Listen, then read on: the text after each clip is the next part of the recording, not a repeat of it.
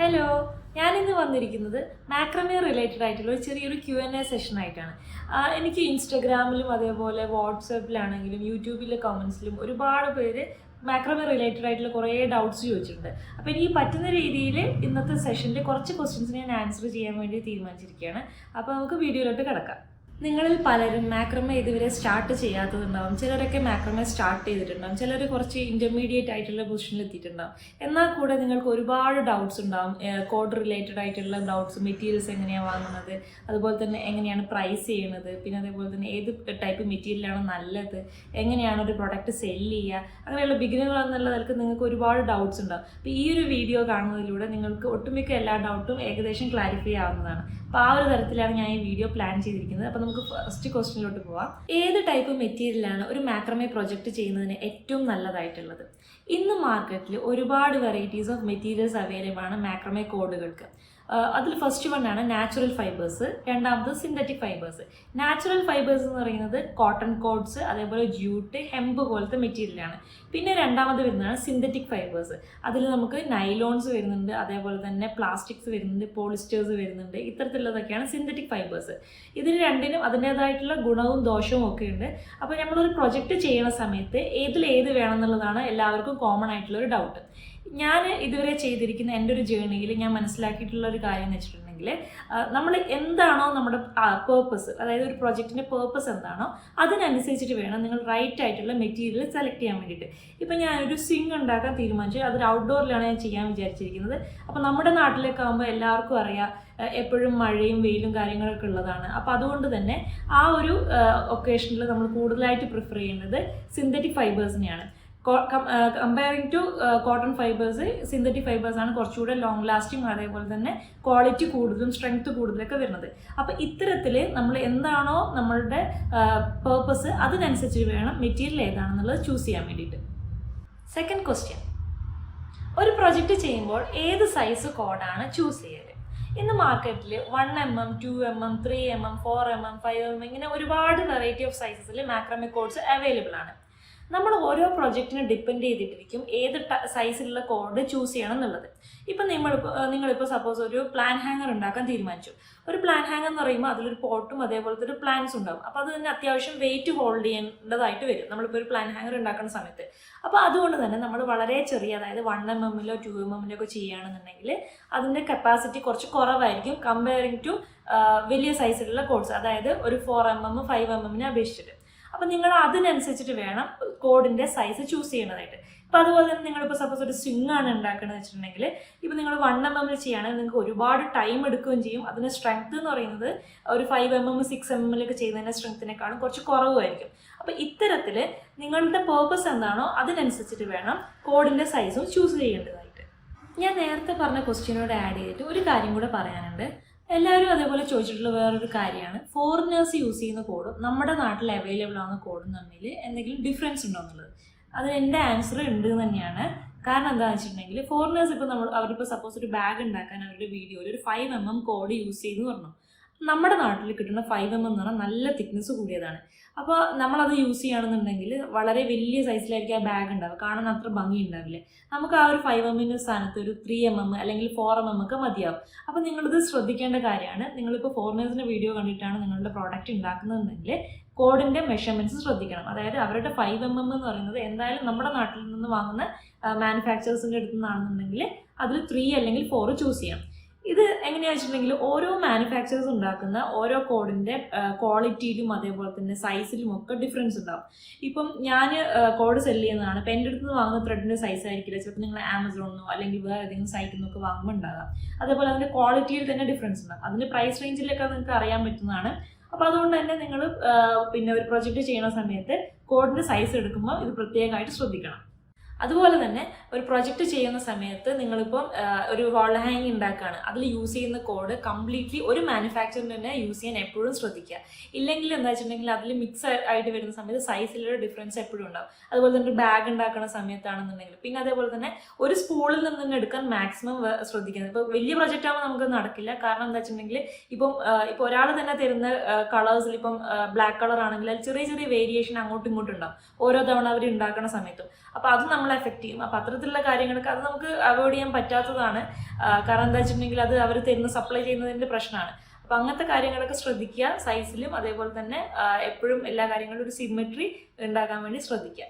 Third question, നിങ്ങൾ codes cell ചെയ്യാറുണ്ടോ എന്നുള്ളതാണ്. അത് മാക്രമേ റിലേറ്റഡ് ആയിട്ടുള്ള ആക്സസറീസ് സെല് ചെയ്യാറുണ്ടോ എന്നുള്ളത്. അതെ, ഞാൻ സെല് ചെയ്യാറുണ്ട്. ഞാൻ കൂടുതലും 3mm കോഡ്സാണ് സെല് ചെയ്യാറുള്ളത്. 3 ടൈപ്പ് കോഡ്സിലും ഉള്ള എല്ലാ ടൈപ്പും സെല് ചെയ്യാറുണ്ട്. അതായത് ബ്രെയ്ഡഡ്, ട്വിസ്റ്റഡ്, സിംഗിൾ സ്ട്രാൻഡ്. അപ്പോൾ അതിൽ ഒരുപാട് കളേഴ്സും അവൈലബിൾ ആണ്. താല്പര്യമുള്ളവരുണ്ട് എനിക്ക് പേഴ്സണലായിട്ട് വാട്സപ്പിലോ അല്ലെങ്കിൽ ഇൻസ്റ്റാഗ്രാമിലോ മെസ്സേജ് അയക്കുക.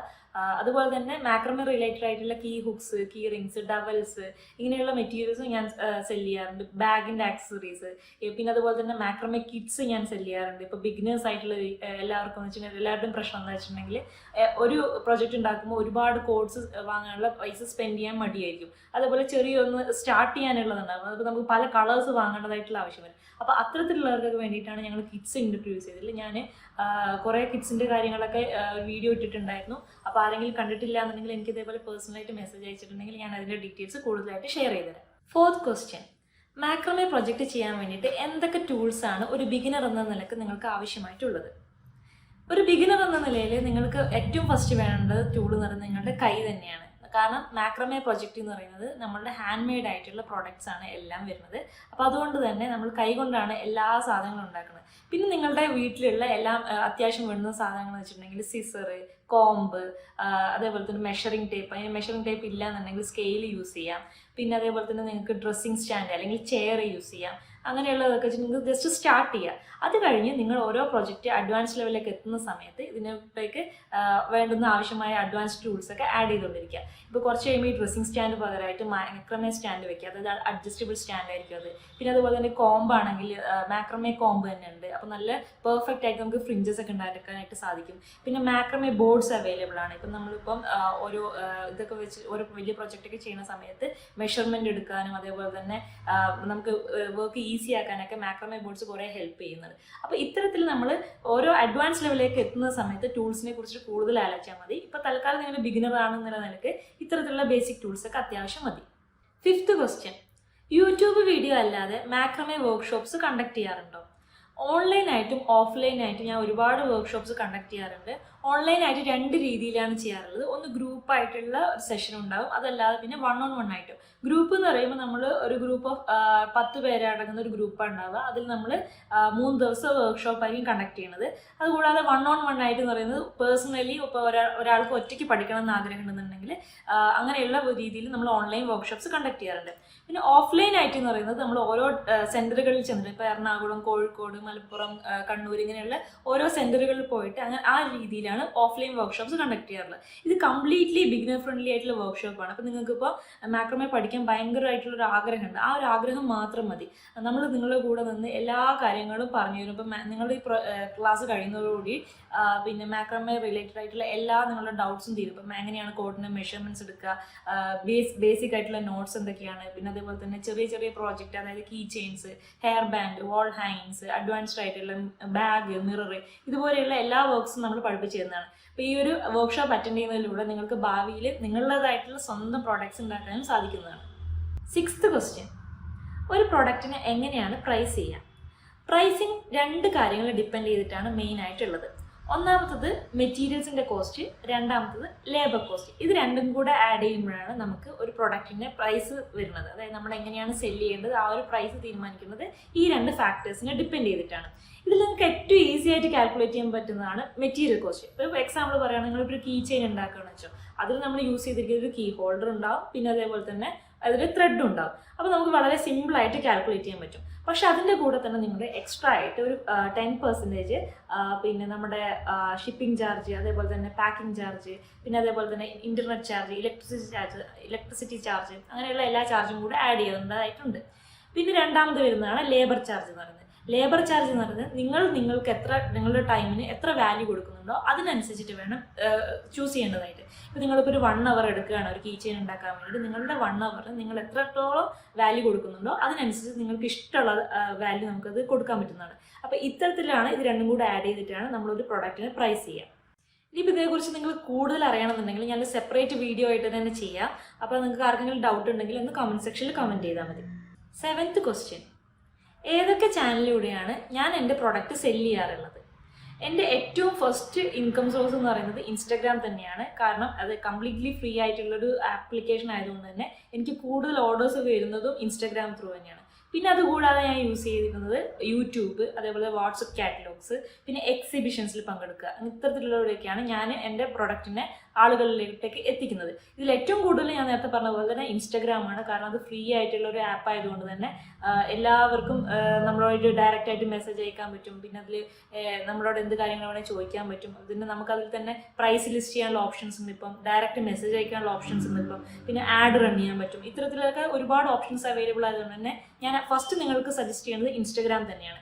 പിന്നെ ഇതുകൂടാതെ നിങ്ങളിപ്പോൾ ഒരു ബിസിനസ് അക്കൗണ്ടൊക്കെ തുടങ്ങുകയാണെന്നുണ്ടെങ്കിൽ വാട്സപ്പ് കാറ്റലോഗ് ഉണ്ടാക്കാം. അതിലും അതേപോലെ തന്നെ നമുക്ക് നമ്മുടെ പ്രോഡക്റ്റിന് പ്രൈസ് കാര്യങ്ങളൊക്കെ ലിസ്റ്റ് ചെയ്യാനായിട്ട് സാധിക്കും. പിന്നെ നിങ്ങൾക്ക് കുറച്ച് ഒരു ബിഗിനർ എന്നുള്ള ആളല്ല, കുറച്ചുകൂടെ നമ്മൾ മാക്രമേ ചെയ്യുകയൊക്കെ ചെയ്തിട്ടുണ്ടെങ്കിൽ എക്സിബിഷൻസിലൊക്കെ പങ്കെടുക്കുക. അപ്പോൾ നമുക്ക് ഡയറക്റ്റ് ആയിട്ട് നമ്മുടെ കസ്റ്റമേഴ്സിൻ്റെ അടുത്ത് നിന്നുള്ള റിവ്യൂ കിട്ടും. ആ ഒരു റെസ്പോൺസ് എന്ന് പറയുന്നത് വളരെ ഇമ്പോർട്ടൻ്റ് ആയിട്ടുള്ളതാണ്. നമുക്ക് നമ്മളുടെ മിസ്റ്റേക്സ് കണ്ടുപിടിക്കാൻ പറ്റും. പിന്നെ അതുപോലെ തന്നെ ഓൺ ദ സ്പോട്ടിൽ തന്നെ നമുക്ക് ഓരോ കാര്യങ്ങളെക്കുറിച്ചുള്ള റിവ്യൂ കിട്ടുകയാണ് ചെയ്യുന്നത്. അപ്പോൾ ആ ഒരു മെത്തേഡും നല്ലൊരു രീതിയാണ്. പിന്നെ ഇത് കൂടാതെ യൂട്യൂബിൽ നിന്നും ഞാൻ അതേപോലെ തന്നെ സെല്ല് ചെയ്യാറുണ്ട്. ഇപ്പോൾ എനിക്ക് യൂട്യൂബ് വഴി കുറേ എൻക്വയറീസ് വരാറുണ്ട്, പിന്നെ ബൾക്ക് ഓർഡേഴ്സ് വരാറുണ്ട്. അങ്ങനെയൊക്കെയാണ് എൻ്റെ ഒരു ഏരിയ എന്ന് പറയുന്നത്. ഇതുകൂടാതെ നിങ്ങൾക്ക് എറ്റ്സി എന്ന് പറഞ്ഞ പ്ലാറ്റ്ഫോം ഉണ്ട്. അതൊക്കെ പക്ഷേ കുറച്ച് കോസ്റ്റ്ലി ആയിട്ടുള്ളതാണ്. പിന്നെ നിങ്ങൾക്ക് വെബ്സൈറ്റ് ക്രിയേറ്റ് ചെയ്യാം, നിങ്ങളുടേതായിട്ടുള്ള സ്വന്തം വെബ്സൈറ്റ് ക്രിയേറ്റ് ചെയ്യാം. അതും അതേപോലെ തന്നെ നമ്മൾ കുറച്ച് ഇൻവെസ്റ്റ് ഒക്കെ ചെയ്തിട്ട് ചെയ്യേണ്ട കാര്യങ്ങളാണ്. അത്തരത്തിൽ രീതിയിലൊക്കെ നമുക്ക് ഓരോ കാര്യങ്ങളും സെല്ല് ചെയ്യാവുന്നതാണ്. അപ്പോൾ നിങ്ങൾക്ക് ഇതിനെക്കുറിച്ച് കൂടുതൽ അറിയണമെങ്കിൽ ഒന്ന് കമൻറ്റ് ചെയ്താൽ മതി. 8th ക്വസ്റ്റ്യൻ: ഒരു പ്രൊജക്റ്റ് ചെയ്യുമ്പോൾ ഏത് ടൈപ്പ് കോഡാണ് ചൂസ് ചെയ്യേണ്ടത്? നിങ്ങൾക്ക് എല്ലാവർക്കും അറിയാം, മാക്രമേയിൽ 3 ടൈപ്പ് കോഡുണ്ട്: braided cord, single strand cord, twisted cord. ഇതിൽ ഏത് ടൈപ്പ് കോഡാണ് ഒരു പ്രൊജക്റ്റ് ചെയ്യുമ്പോൾ ചൂസ് ചെയ്യുന്നത്? എല്ലാവർക്കും ഭയങ്കരമായിട്ട് ഡൗട്ടുള്ള ഒരു ക്വസ്റ്റ്യൻ ആണ്. എന്നോട് കുറേ പേര് ചോദിക്കാറുണ്ട്, എങ്ങനെയാണ് നമ്മൾ കോഡ് സെലക്ട് ചെയ്യുക, ഏത് രീതിയിലുള്ള കോഡാണ് വേണ്ടതെന്നുള്ളത്. കുറേ ഇതുമായിട്ട് റിലേറ്റഡ് എനിക്ക് കുറേ ക്വസ്റ്റ്യൻസ് വന്നിട്ടുണ്ട്. ഞാനൊരു എക്സാമ്പിളോട് കൂടി പറയാം. നിങ്ങളിപ്പോൾ ഒരു കീ ചെയിൻ ആണ് ഉണ്ടാക്കുന്നത്, ഒരു ഫ്രിഞ്ചസ് ഉള്ള, അതായത് നമുക്ക് കോംബ് ചെയ്തിട്ട് ഉണ്ടാക്കുന്ന ഫ്രിഞ്ചസ് ഉള്ള ഒരു കീ ചെയിൻ ഉണ്ടാക്കാൻ വേണ്ടി പോവാണ്. അപ്പോൾ ആ ഒരു കീ ചെയിൻ ഉണ്ടാക്കാൻ വേണ്ടിയിട്ട് നിങ്ങൾക്ക് ഏത് ടൈപ്പ് കോഡാണ് വേണ്ടത്? അപ്പോൾ നിങ്ങൾക്ക് 3 ഓപ്ഷൻ ഉള്ളത്: ബ്രൈഡഡ്, സിംഗിൾ സ്ട്രാൻഡ്, ട്വിസ്റ്റഡ്. അപ്പോൾ ഞാൻ ഇതിൽ നിങ്ങൾക്ക് ഓപ്റ്റ് ചെയ്യുന്നത്, ഫ്രിഞ്ചസ് ഉണ്ടെന്ന് പറഞ്ഞത് കൊണ്ട് തന്നെ, കോംബ് ചെയ്തിട്ടുള്ള ഫ്രിഞ്ചസ് ഉണ്ടെന്ന് പറഞ്ഞുകൊണ്ട് തന്നെ ട്വിസ്റ്റഡ് അല്ലെങ്കിൽ സിംഗിൾ സ്ട്രാൻഡ് കോഡാണ്. കാരണം ഫ്രിഞ്ചസ് ഉണ്ടാക്കാൻ ഏറ്റവും ഈസി ആയിട്ടുള്ളത് ഏതാ? ഈ 2 കോഡ്സാണ്. അപ്പോൾ അതുകൊണ്ട് തന്നെ ബ്രൈഡഡ് കോഡ് അവിടെ ഞാൻ അവോയ്ഡ് ചെയ്യും. പിന്നെ അതുകൂടാതെ നിങ്ങൾക്ക് ടെക്സ്ചർ എങ്ങനെ വേണമെന്നുള്ള തീരുമാനിക്കുക. ഇപ്പോൾ എക്സ്പോസ്ഡ് ആയിട്ടുള്ള ഡിസൈൻ ആണോ വേണ്ടത്, അല്ലെങ്കിൽ ഫ്ലാറ്റ് ആയിട്ടുള്ള ഡിസൈൻ ആണോ വേണ്ടത്? അപ്പോൾ അതിൽ ഞാൻ വിചാരിക്കുന്നു എനിക്കൊരു ഫ്ലാറ്റ് ആയിട്ടുള്ള ഡിസൈൻ മതി. അതായത് നമ്മളുടെ നോട്ട്സ് പെർഫെക്റ്റ് ആയിട്ട് കാണുന്ന ടൈപ്പിലുള്ള ഡിസൈൻ മതി. അപ്പോൾ ഞാൻ നേരെ സിംഗിൾ സ്ട്രാൻഡാണ് ചൂസ് ചെയ്യുന്നത്. അവിടെ ഞാൻ ട്വിസ്റ്റഡിനെ ഒഴിവാക്കി.